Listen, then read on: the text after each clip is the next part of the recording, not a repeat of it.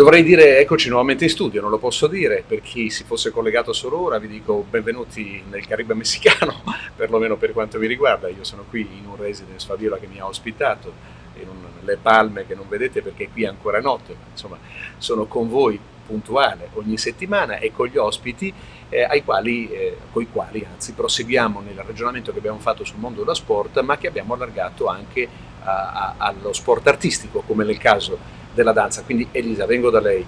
Abbiamo toccato vari temi, anche della disabilità, dell'importanza per gli adolescenti di avere un'attività, e stiamo toccando adesso il tema della mancanza di sensibilità politica. La vede anche nel suo caso? E tra l'altro, guardi, mi perdoni, amplio un attimo la domanda.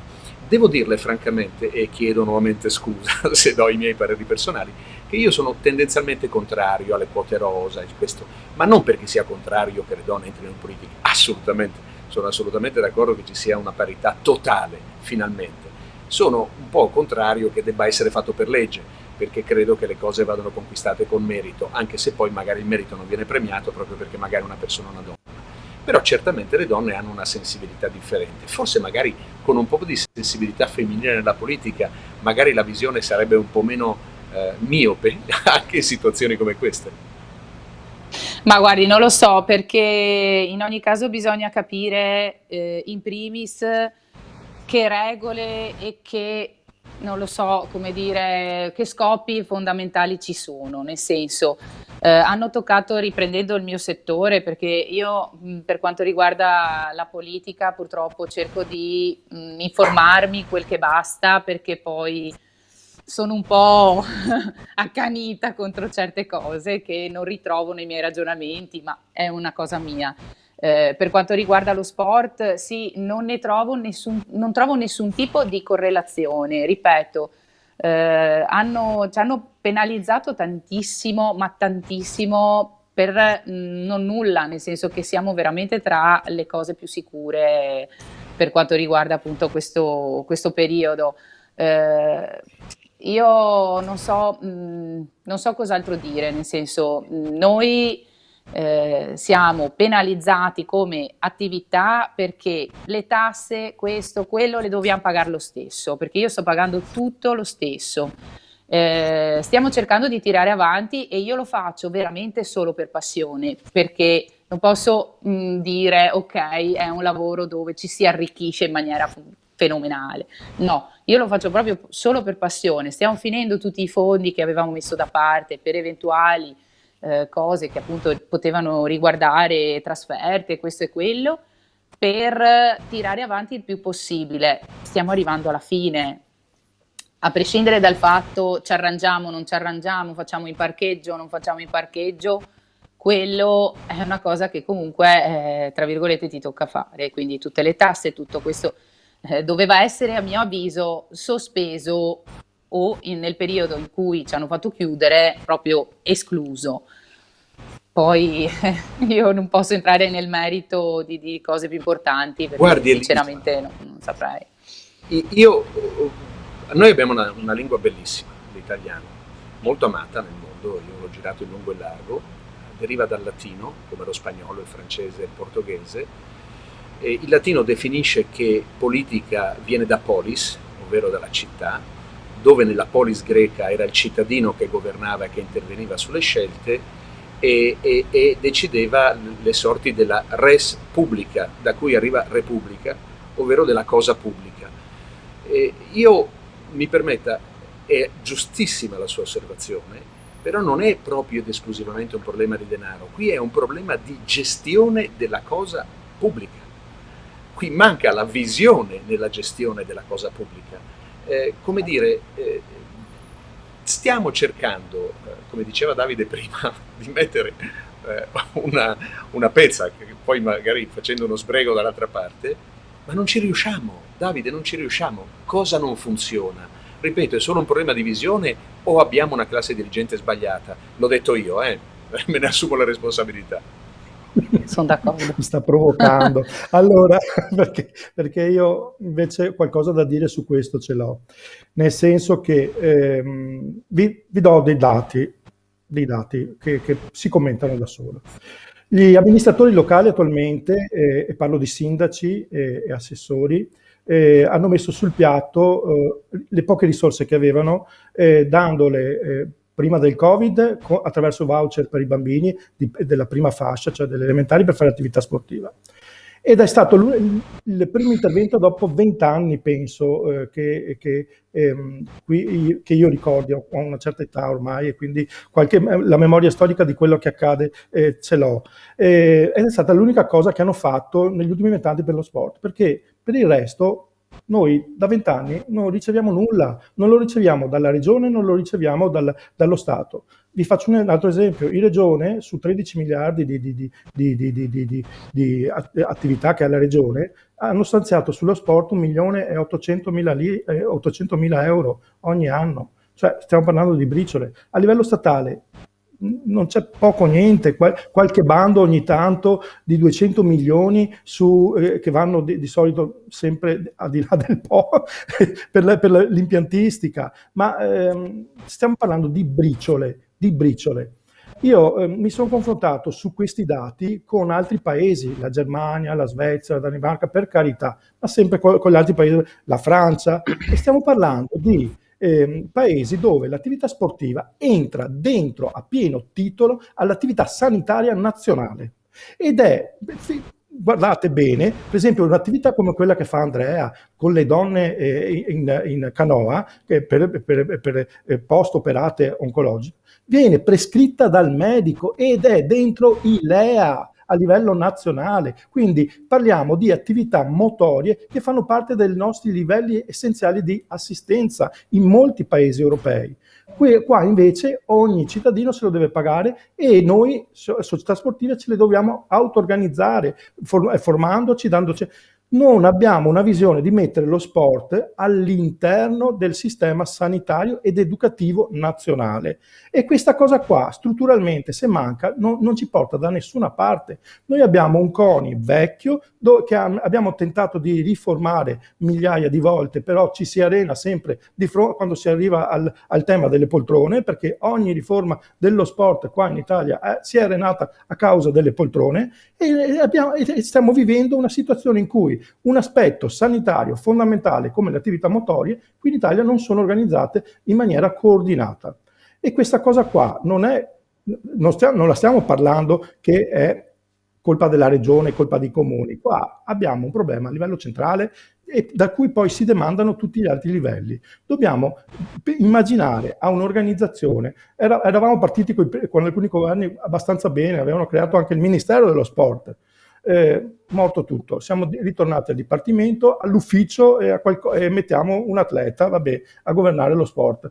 Bravissimi, mi va benissimo, però il risultato è che lo sport è una virgola sul piano di recovery che è stato presentato, e dove sono stanziati delle briciole, insomma, sostanzialmente, e non c'è una visione di che cosa significa sport. Allora, secondo me, la politica proprio non sa di che cosa stiamo parlando a questo punto. Non lo sa. Davide, non lo sa che con un paese vecchio come il nostro abbiamo bisogno delle attività motorie. Sì, no, io devo dirle che ascoltando le sue parole mi è venuto un dubbio, che probabilmente siamo noi che sbagliamo, perché lei giustamente ha parlato di poltrone e bisognerebbe spiegare ai politici che la vita sedentaria è pericolosa per il colesterolo, l'infarto, eccetera. No, forse se cambiassimo l'approccio, esatto, magari avrebbero una sensibilità diversa. Vabbè, lasciamo perdere le battute. Allora, dunque, vengo da lei, Andrea. Volevo dire una cosa. Anzi, prima di venire da lei, da Andrea, volevo far vedere, chiedo a Matteo di mandare in onda quella video del Trentino Volley, per far vedere quanto lo sport si organizza sempre e comunque. Vediamo il video un attimo.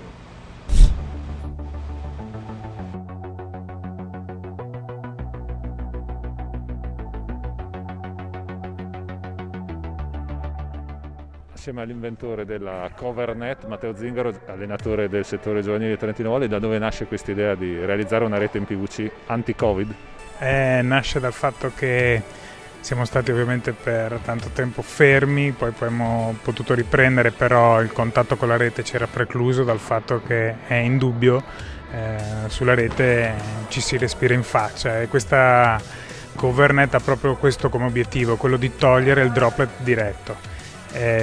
Secondariamente è una rete totalmente sanificabile, quindi si presenta secondo noi come l'alternativa che in questo momento potrebbe fungere proprio da strumento per ritornare a giocare e, perché no, diventare la rete che verrà poi sempre utilizzata. Questo è ovviamente il nostro obiettivo. È importante sottolineare che a livello di caratteristiche tecniche è molto simile, se non simile in tutto e per tutto, ad una normale rete omologata. Sì, devo dire che dal punto di vista visivo è abbastanza complicato vederla, soprattutto in foto, poi ovviamente ha delle cose diverse, c'è qualcosa di diverso nel rimbalzo.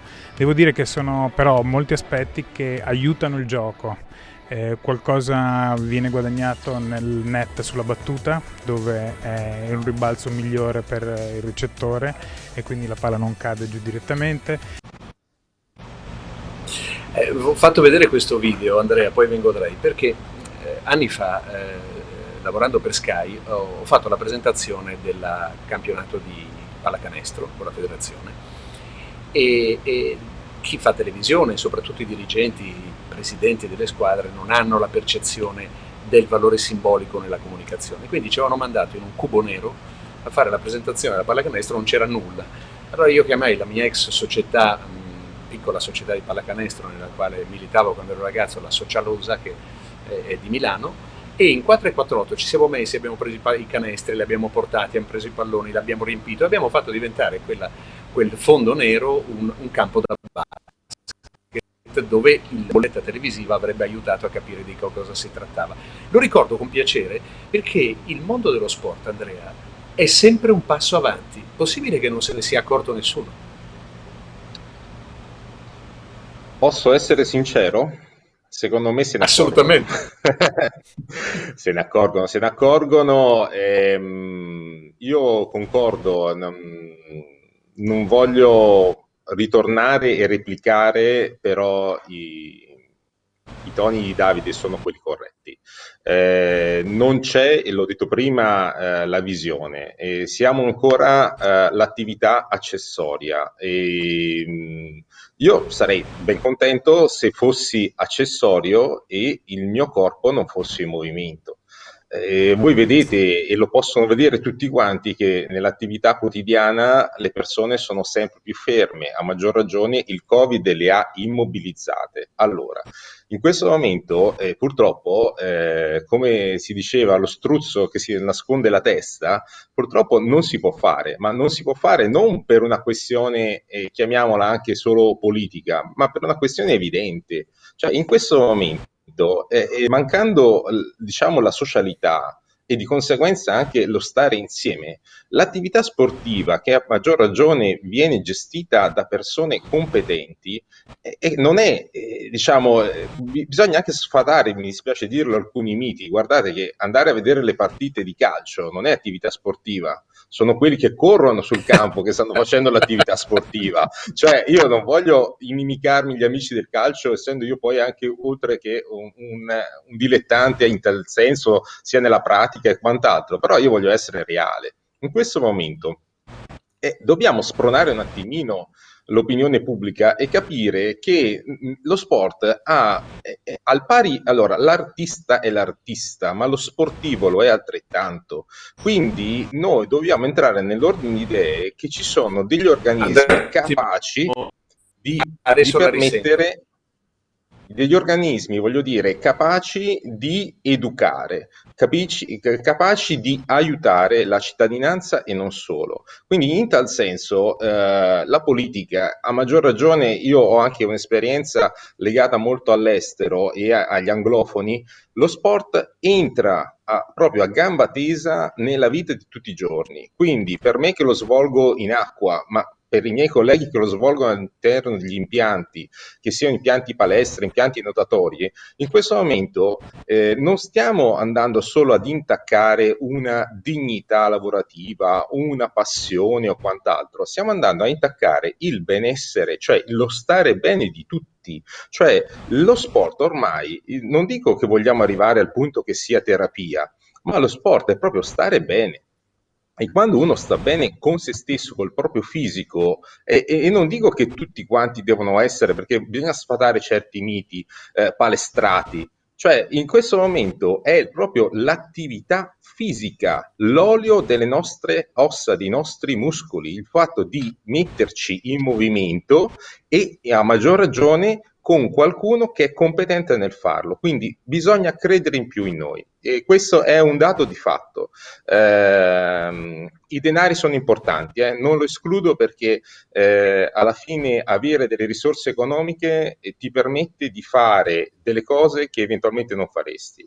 Noi l'ingegno lo abbiamo perché lo abbiamo dimostrato in molte occasioni in tutti gli sport di saperci ingegnare bene.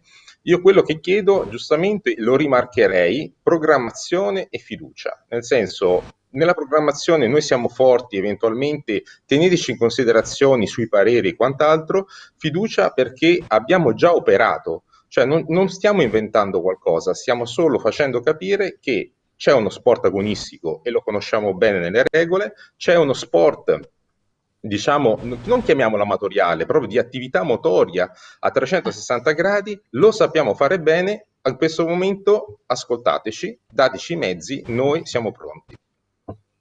Elisa, la faccio intervenire subito, sì. però le devo chiedere scusa perché andiamo in fascia pubblicitaria. Appena rientriamo le do la parola.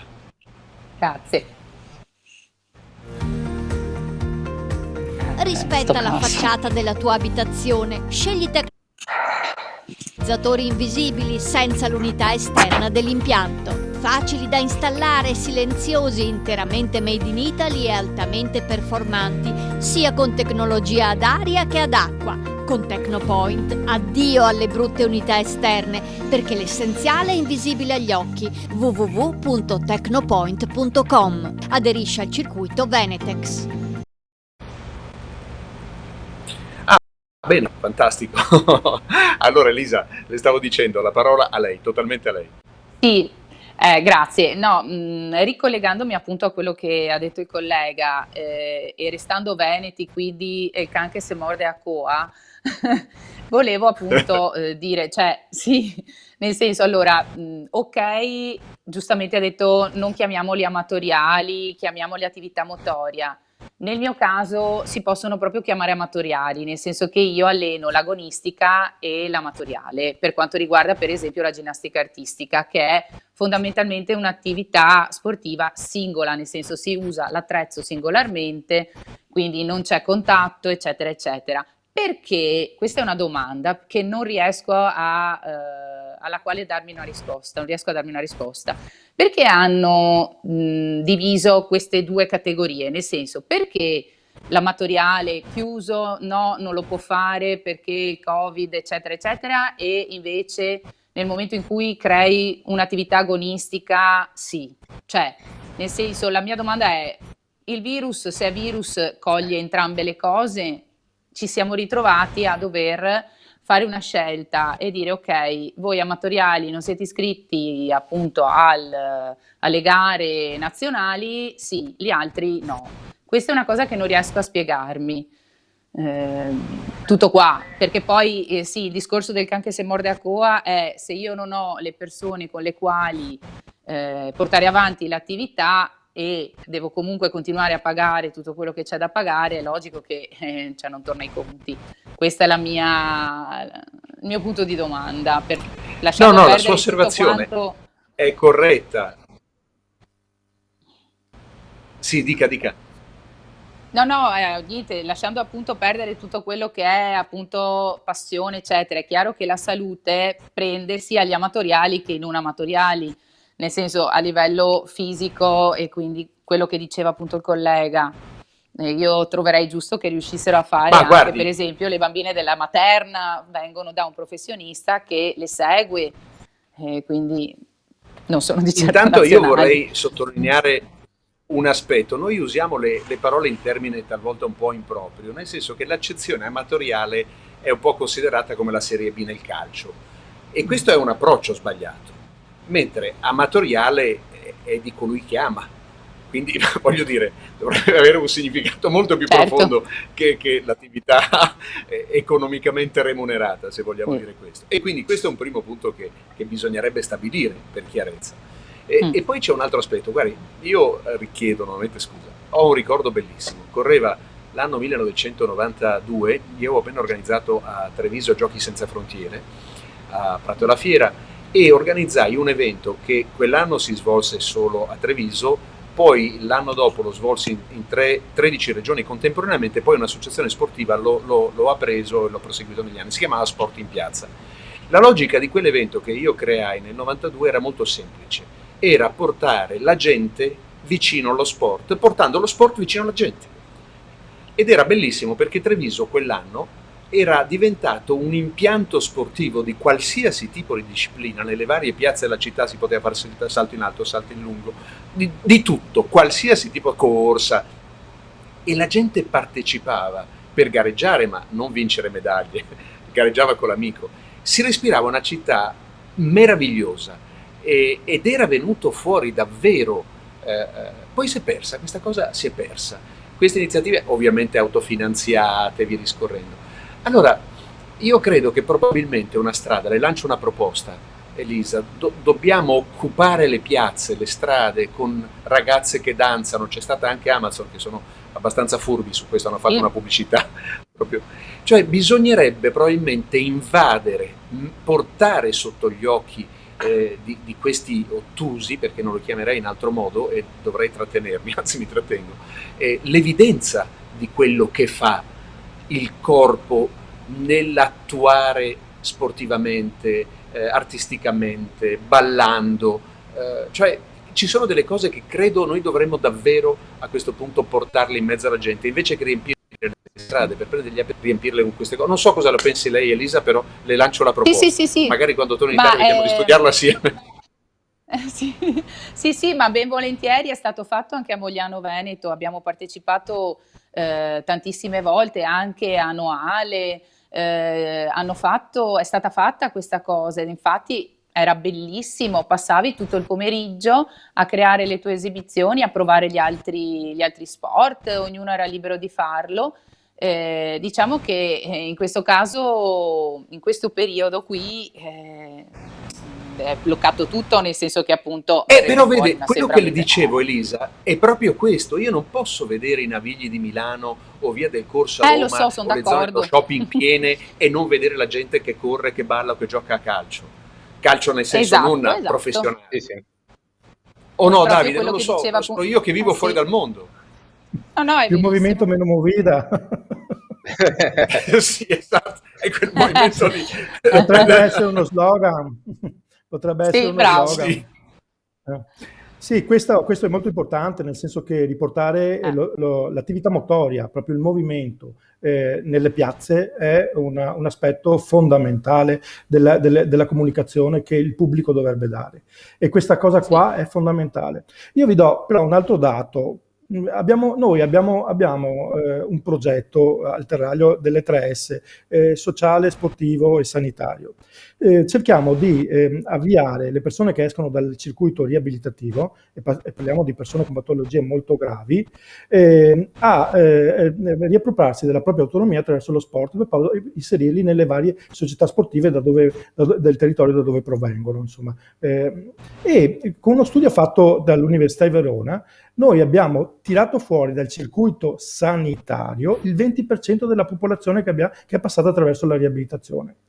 Ed è il minimo, perché stiamo parlando di patologie tanto gravi, non stiamo parlando della distorsione della caviglia, stiamo parlando di patologie che poi lasciano danni permanenti, se non congenite permanenti. Quindi se a livello nazionale con l'attività motoria riusciamo a tirare fuori il 20% delle persone che avrebbero bisogno di attività sanitaria, lo sapete quanto potrebbe lo Stato risparmiare a livello di salute? C'era una ricerca dell'OMS tempo fa che diceva un euro su 3 euro fare l'attività motoria, 1,5 euro viene risparmiato su 3 euro di investimento, 1,5 euro viene risparmiato in salute. Cioè, stiamo parlando anche di una visione che debba vedere il fatto che una delle spese più alte che noi abbiamo qua in Italia è la spesa sanitaria. Promuovere l'attività motoria, promuovere l'attività sportiva vuol dire abbattere questa spesa qua. Quei 300 e passa miliardi, adesso non mi ricordo più quanti sono, che all'anno lo Stato italiano spende per la nostra sanità, abbatterli in maniera significativa, non irrisoria. E questo appello qua deve arrivare, perché non può rimanere inascoltato. È assurdo, cioè sono anche i nostri soldi che produciamo col nostro lavoro, insomma, un qualcosa potremmo anche dirlo rispetto a questo ogni tanto. Vogliamo risparmiare, ma risparmiando facendoci del bene, non facendoci del male. Allora mi sta bene sostenere i bar e i ristoranti, per carità, cioè, è fondamentale anche quell'attività là, ma le palestre, le piscine, ma è mai possibile che questi attori indispensabili per la salute siano ancora chiusi in uno stato dove ci stiamo rovinando con le spese sanitarie? È assurdo, questo io lo considero un'assurdità, scusatemi. Davide, lei lo può condividere con me perché non siamo più ragazzini, magari per Andrea, a cui darò la parola tra poco, è una cosa meno conosciuta, però lei ricorderà che uno dei maggiori introiti del nostro paese erano le tasse dei monopoli di Stato sulle sigarette.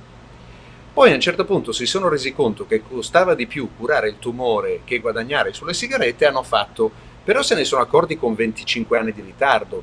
Allora a me preoccupa questa lentezza nella consapevolezza della nostra macchina amministrativa, perché è un po' preoccupante, o no Andrea? Cosa ne pensa lei?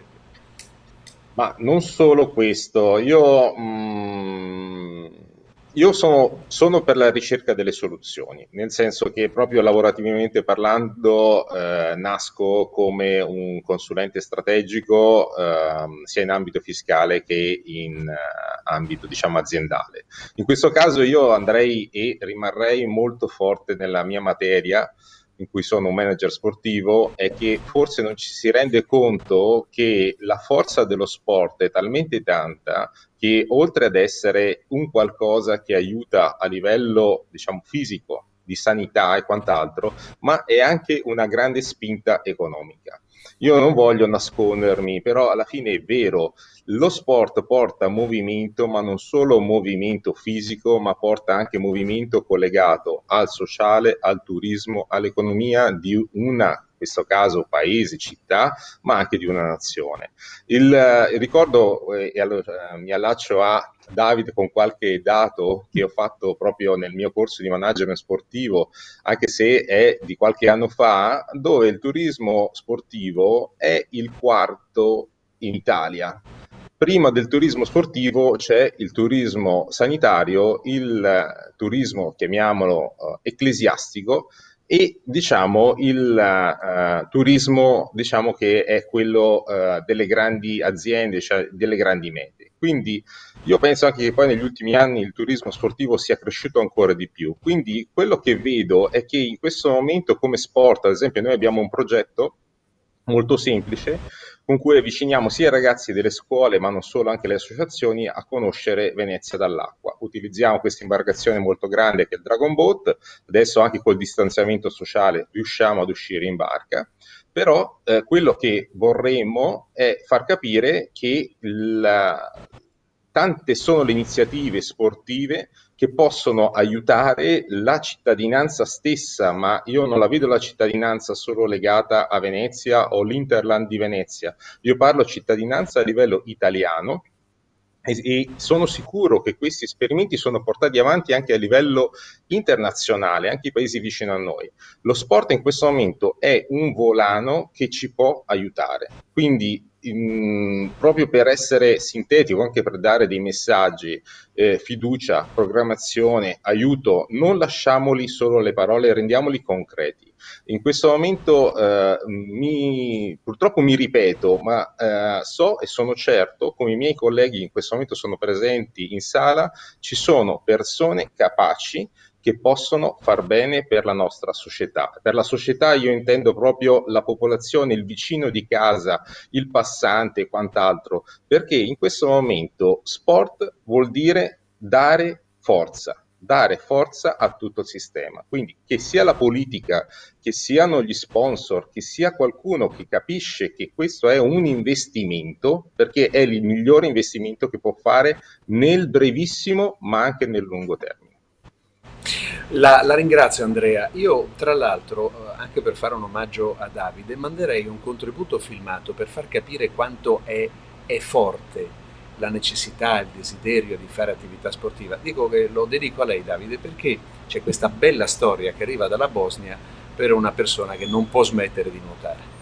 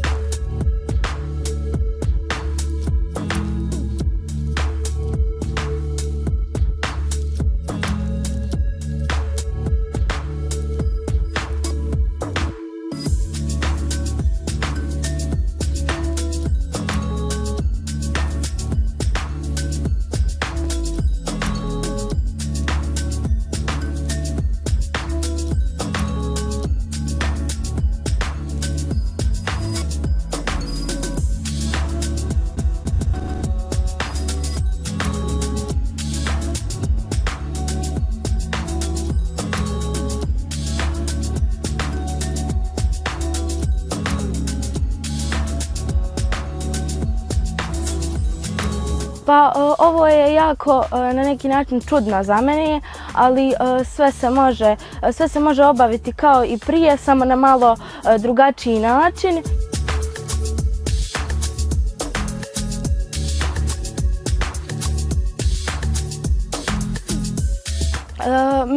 Meni je jako lijepo ovdje i sretna sam što mi je omogućeno da mogu da plivam i da radim u svim ovim. Ja se mogu ovome prilagoditi, samo što mi jako fali bazen. Abbiamo visto questo video interessante, abbiamo una breve pausa pubblicitaria e andiamo alle conclusioni della puntata odierna.